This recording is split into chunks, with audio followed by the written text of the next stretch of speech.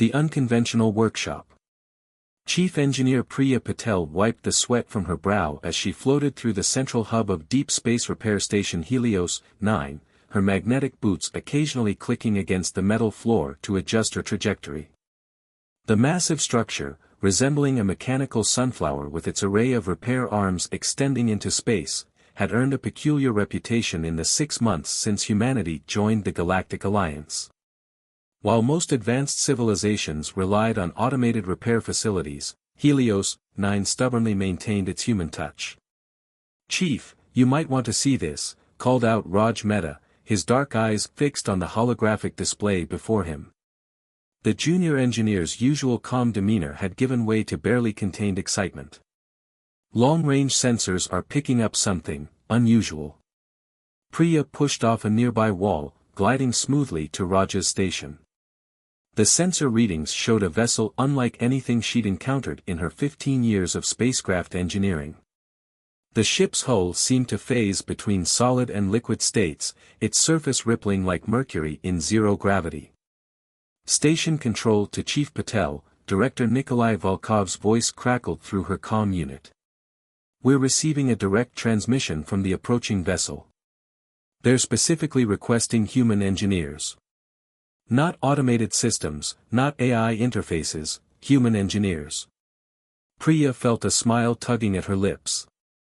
After months of watching alien ships bypass their station in favor of automated facilities, someone had finally recognized the value of human intuition. "Patch them through to my station, Director." The holographic display flickered, revealing a being that appeared to be composed of crystalline structures that shifted and reformed as it moved. "I am Navigator ZYX-TAL of the Meridian Confluence," the being's translated voice resonated through the speakers. "Our vessel's phase shift drive has developed complications. 3 automated repair facilities have failed to comprehend the nature of our technology." Priya studied the preliminary scans, her mind already racing through possibilities. The ship's drive system operated on principles that seemed to deliberately contradict each other, a quantum impossibility made manifest through technology. No wonder the automated systems had failed, they were too rigid, too bound by conventional physics. "I understand your situation, Navigator," Priya responded, her fingers dancing across the holographic interface as she analyzed the data. "Your drive system, it's not meant to follow rules, is it? It's designed to bend them, to exist in multiple states simultaneously." The crystalline being structure shifted in what might have been surprise. "You comprehend this from mere preliminary scans?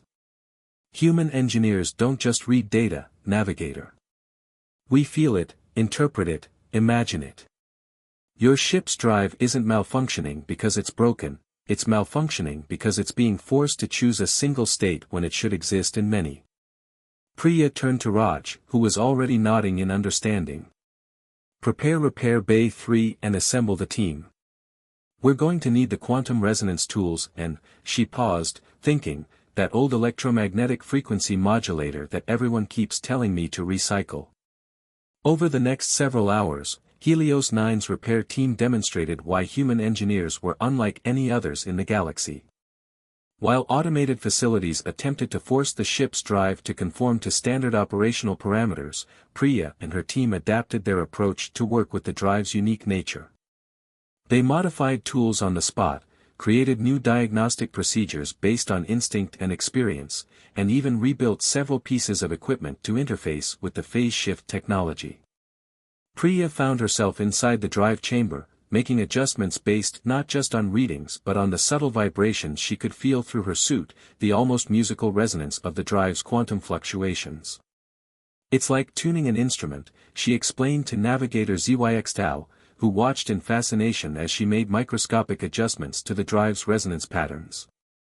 "You don't just follow a mathematical formula, you listen, you feel, you adjust until everything harmonizes." The repair took 18 hours, but when it was complete, the Meridian vessel's drive wasn't just functional, it was operating at peak efficiency. As the crystalline crew prepared to depart, Navigator ZYX-TAL approached Priya one final time. "We came here expecting primitive methods," the Navigator admitted, its crystalline form shimmering with what the translation matrix identified as admiration. Instead, we found something our civilization had forgotten: the value of adaptability, of intuition. The Meridian Confluence will spread word of this station. There are many others like us, who build ships that think differently, that dream differently. They will come. As Priya watched the Meridian vessel disappear into quantum space, its wake a perfect harmony of phase-shifted reality, she realized that everything was about to change. Humanity had found its niche in the galaxy, not through superior technology or advanced automation, but through their unique ability to understand, adapt, and innovate. Director Volkov's voice crackled through her comm unit once again. Chief Patel, we're receiving 6 new repair requests, all specifically asking for human engineers. Priya grinned, already mentally calculating how to expand their operation. Well then, Director, we better start recruiting. Something tells me this is just the beginning. In the observation lounge, she paused to look out at the repair arms of Helios 9, stretching like welcoming hands into space. Soon, those arms would cradle ships from across the galaxy, each bringing new challenges, new impossibilities for human hands and minds to solve. The age of automated repair facilities was far from over, but humanity had proven there would always be a place for those who could think beyond the probable and imagine the possible. Quantum complications. 2 weeks after the Meridian vessel's departure, Helios 9 had transformed from an overlooked human outpost to the most sought-after repair facility in the sector. Chief Engineer Priya Patel now found herself managing 3 simultaneous repair operations when the station's proximity alerts blared to life. Unknown vessels approaching, announced Director Volkov over the general comm, multiple signatures, they're unlike anything in our database. Through the observation window, Priya watched as 5 ships emerged from what appeared to be tiers in the fabric of space itself.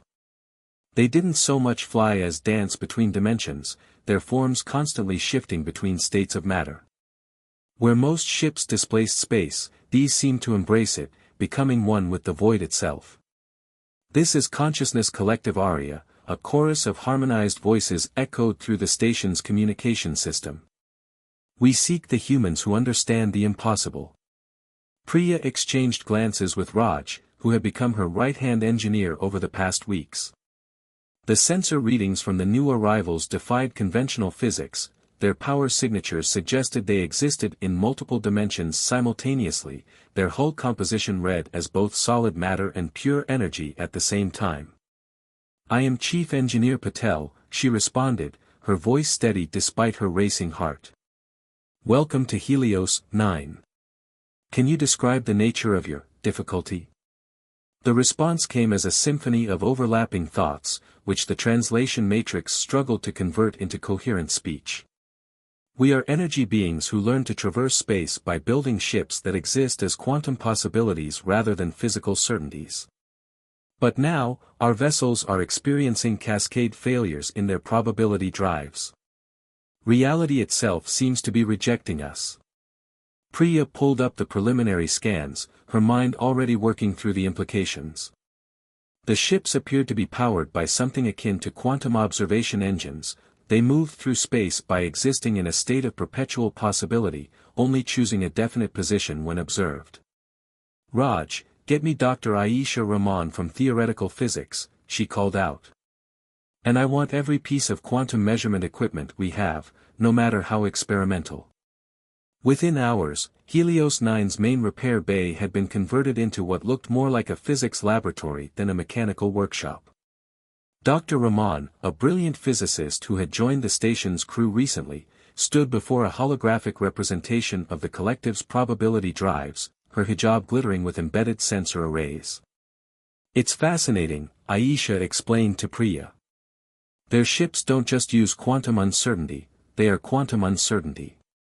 But something's forcing them to collapse into single states prematurely. It's like someone's watching them when they're trying to dance, Priya finished, an idea forming. What if we could create a quantum-shielded space? A bubble where observation itself becomes uncertain. The next 48 hours saw Helios 9's human crew doing what they did best, improvising solutions that no AI would ever consider.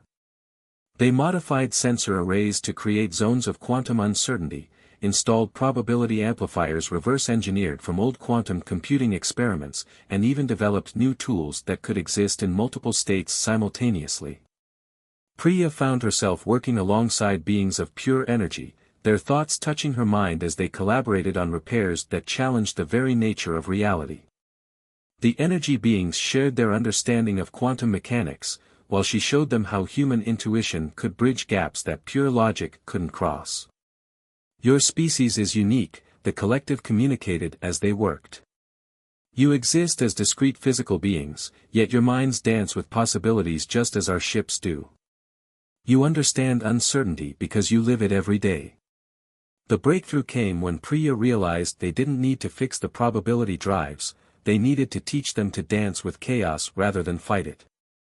Using modified quantum sensors, they helped the ships develop new patterns of probability fluctuation that turned the cascade failures into controlled quantum jazz. As the repair work neared completion, Dr. Rahman made another discovery. The quantum fluctuations we're seeing, she explained, excitement clear in her voice, they're not random. They're forming patterns, beautiful ones. These ships aren't just traveling through space-time, they're singing with it. The consciousness collective confirmed this observation. We had forgotten the music of the quantum realm, they communicated. In our pursuit of efficiency, we had tried to impose order on chaos rather than harmonizing with it. You humans, with your beautiful capacity for both logic and intuition, helped us remember. When the ships prepared to depart, their probability drives now humming with renewed quantum harmony, the collective left Helios 9 with more than just repaired vessels. They provided the station with advanced quantum sensing technology and, more importantly, a deeper understanding of the connection between consciousness and reality. The galaxy knows about your automated repair stations, the collective's final message resonated through the station. But they need to know about this place, where human minds bridge the gap between the possible and the impossible. Watching the energy ships dissolve back into quantum uncertainty, Priya realized that Helios 9 had become more than just a repair station. It was becoming a place where the boundaries between science and art, between the physical and the possible, blurred into something entirely new. "Chief," Raj called out, his voice urgent but excited. "We're receiving a distress call from a fleet of biomechanical ships. They're saying their living metal is dying." Priya smiled, already feeling her mind reach for new possibilities. On Helios 9, the impossible was just another day at work.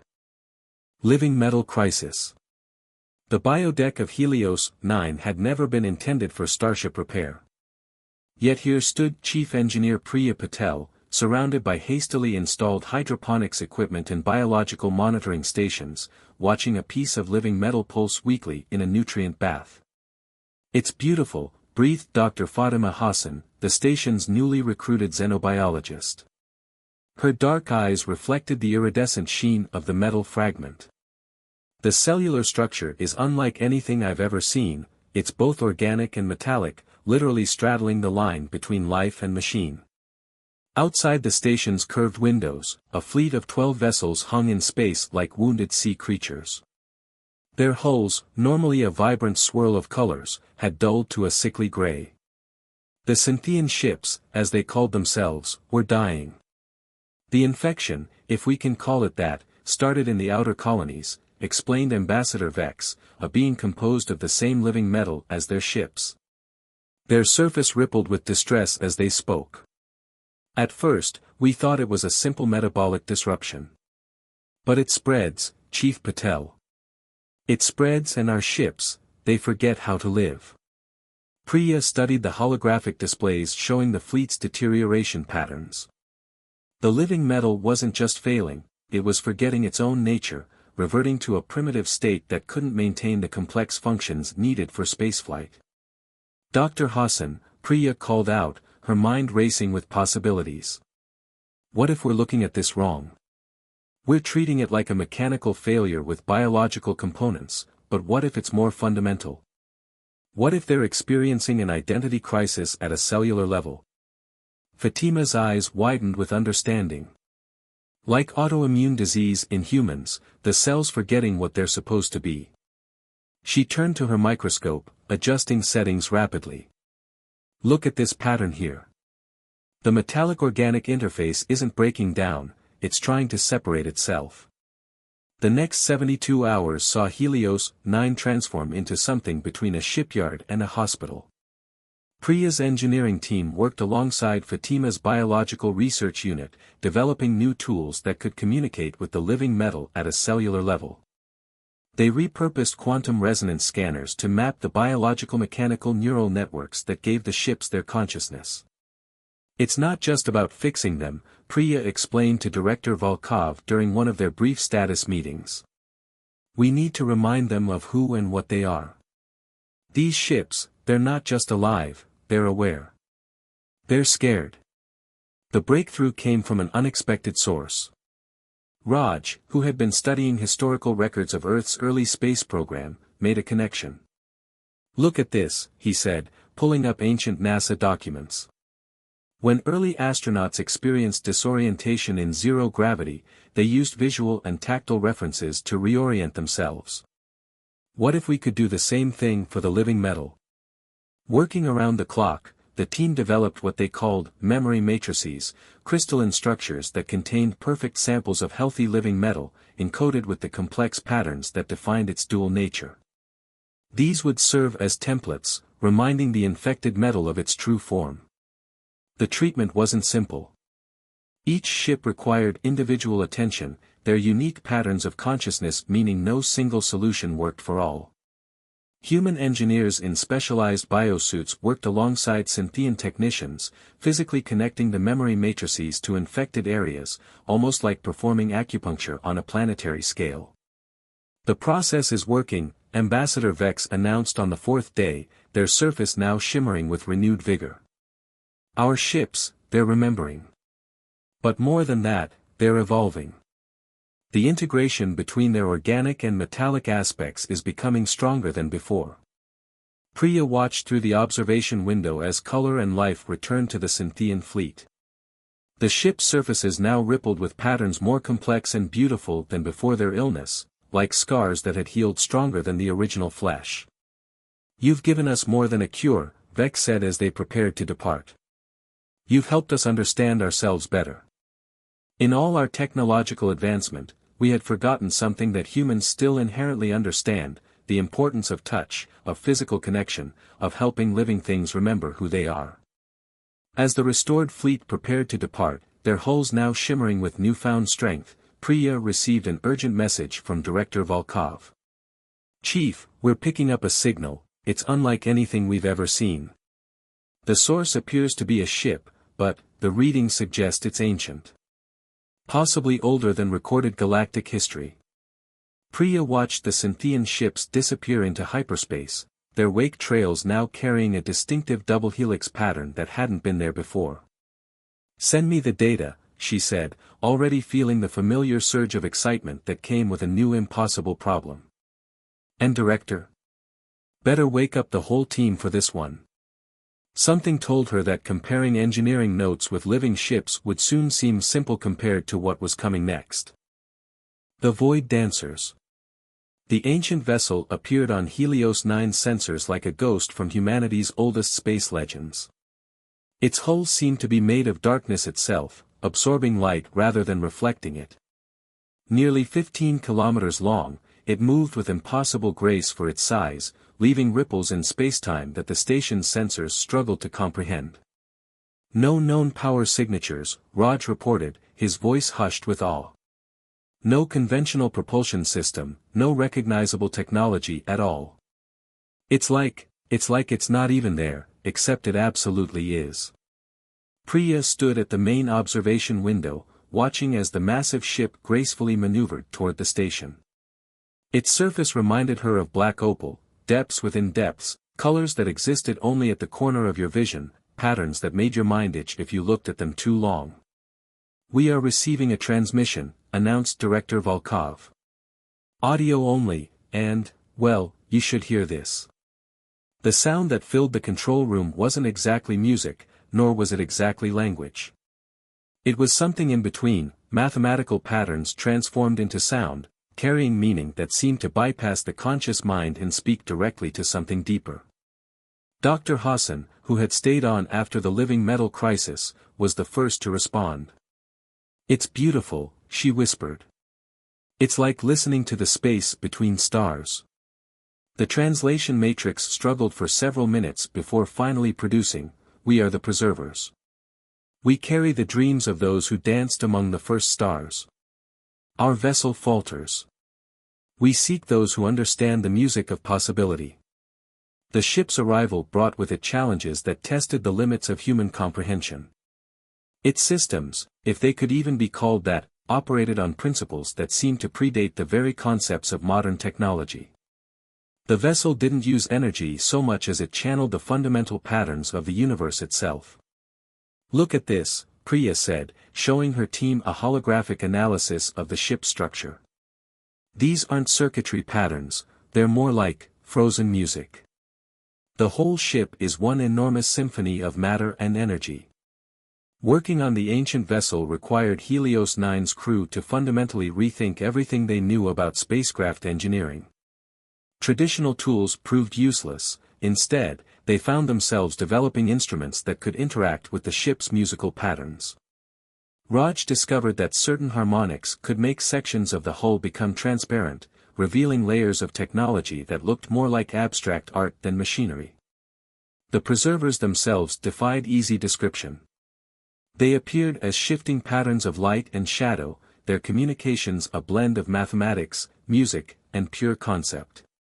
Through them, the human crew learned that their vessel was one of the last of its kind, built by a civilization that had achieved such advancement that the distinction between art and technology had ceased to exist. "Your species is young," the preservers communicated during one session, their patterns forming complex mandalas in the air. "But you possess something rare, the ability to dream in multiple dimensions. To see patterns within patterns. To dance with possibility." The actual repair work became a collaboration unlike anything Helios 9 had ever attempted.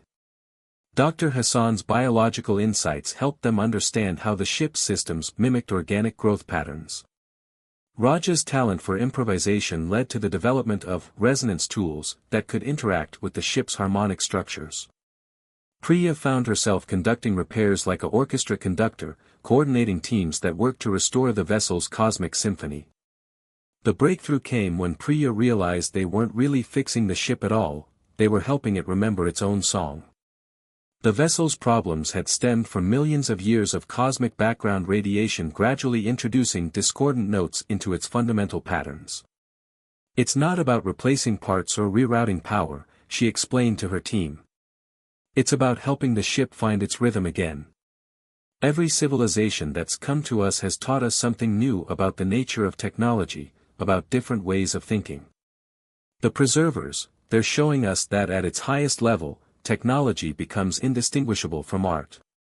Over 3 weeks, the human crew worked alongside the preservers, learning to read the mathematical poetry of their systems, to understand technology that operated on principles of beauty rather than mere function.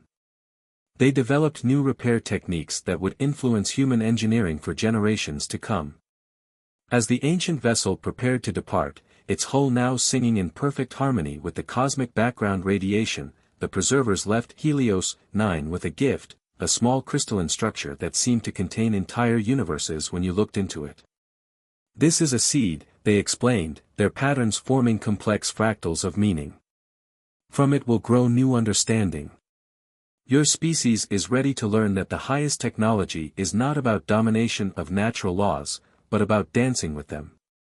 Watching the preserver vessel dissolve into what looked like a shower of starlight, Priya felt the weight of the crystal in her pocket and knew that humanity's approach to technology would never be quite the same.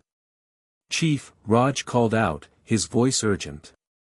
"Multiple distress signals coming in. Something big is happening in the Carina sector. Some kind of spatial anomaly, it's affecting ships from dozens of civilizations." Priya smiled, already knowing that whatever crisis awaited them would require everything they'd learned from the Meridians, the Consciousness Collective, the Synthians, and now the Preservers. "Well then," she said, "let's show the galaxy what humans can really do." Galactic recognition. The Carina sector crisis would later be known as the Convergence, a moment and the galaxy's disparate civilizations learned that sometimes the most advanced solution was the human one. Through Helios 9's observation windows, the spatial anomaly resembled a massive wound in spacetime, pulsing with energies that defied conventional physics.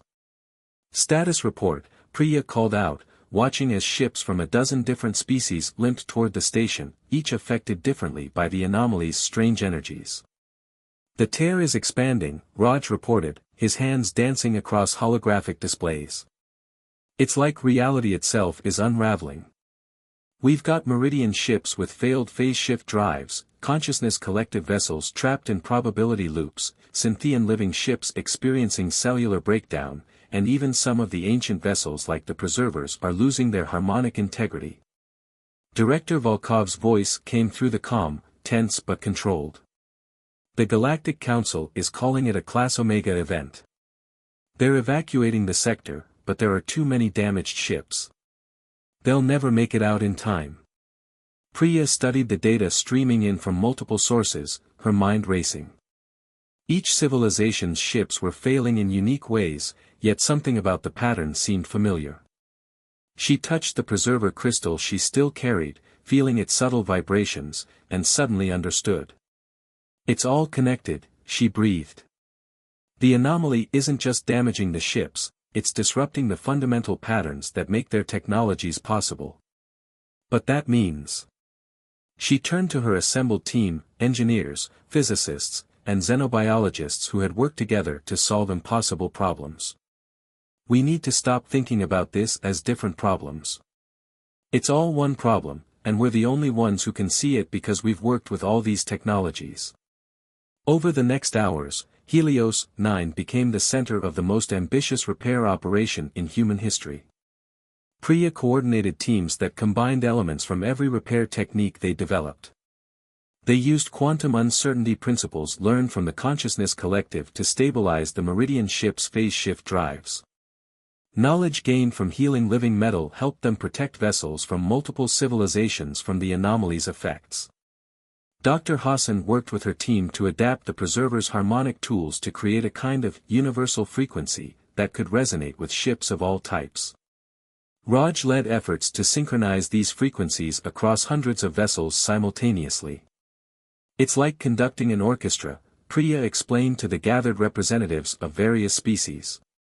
"Each of your technologies sings its own song, but together, they can create something powerful enough to close the tear." The plan was unprecedented, using the combined technological symphonies of multiple civilizations to essentially heal the wound in spacetime. Ships from every advanced species in the galaxy would need to work in perfect harmony, their different approaches to physics and engineering becoming one grand unified theory put into practice. "You want us to trust our ships, our people, to this music?" asked a Meridian representative, their crystalline form shifting with uncertainty. "Look around you," Priya responded, gesturing to the various species gathered in Helios 9's main conference room. "Every one of your civilizations came to us because you recognize that sometimes the most advanced solution is the one that doesn't forget the importance of intuition, of creativity, of seeing patterns that pure logic might miss. That's what humanity brings to the galaxy, not superior technology, but a superior way of understanding how different technologies can work together." The operation itself was like nothing the galaxy had ever seen. Hundreds of ships arranged in concentric circles around the anomaly, each broadcasting harmonics developed by the Helios 9 team. Meridian vessels phased in and out of reality, creating quantum barriers. Consciousness collective ships manipulated probability itself to stabilize the affected space. Synthian living ships adapted their biological matrices to channel and redirect the anomaly's energies. And at the heart of it all, the ancient preserver vessel sang the song of the first stars, providing the fundamental frequency that bound it all together. From Helios 9's control room, Priya conducted this impossible symphony of technology and species, using the station's modified systems to help each ship find its place in the greater harmony. The anomaly fought back, sending out waves of chaos that threatened to tear reality apart, but the combined song of the galaxy's civilizations proved stronger. When it was over, when the tear in spacetime finally sealed itself with a flash of light that temporarily blinded every sensor in the sector, there was a moment of profound silence. Then, one by one, representatives from every species began reaching out to Helios 9. The Galactic Council is convening an emergency session, Director Volkov announced, his voice filled with pride. They're creating a new division, the Harmonious Engineering Corps. They want Helios 9 to be its headquarters, to teach our methods to engineers from every civilization. Priya stood at her familiar spot by the observation window, watching ships from across the galaxy dock with the station.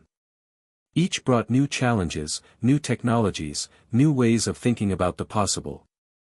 But more importantly, they brought a recognition that humanity's greatest contribution to the galaxy wasn't technological advancement, but the ability to see the connections between different approaches, to find harmony in diversity, to dance between the rational and the intuitive. Chief, Raj called out, a smile in his voice. We're receiving new repair requests. Seems everyone wants to learn the human way of doing things. Priya touched the preserver crystal, feeling its song merge with the hum of the station around her. Well then, she said, let's show them how it's done.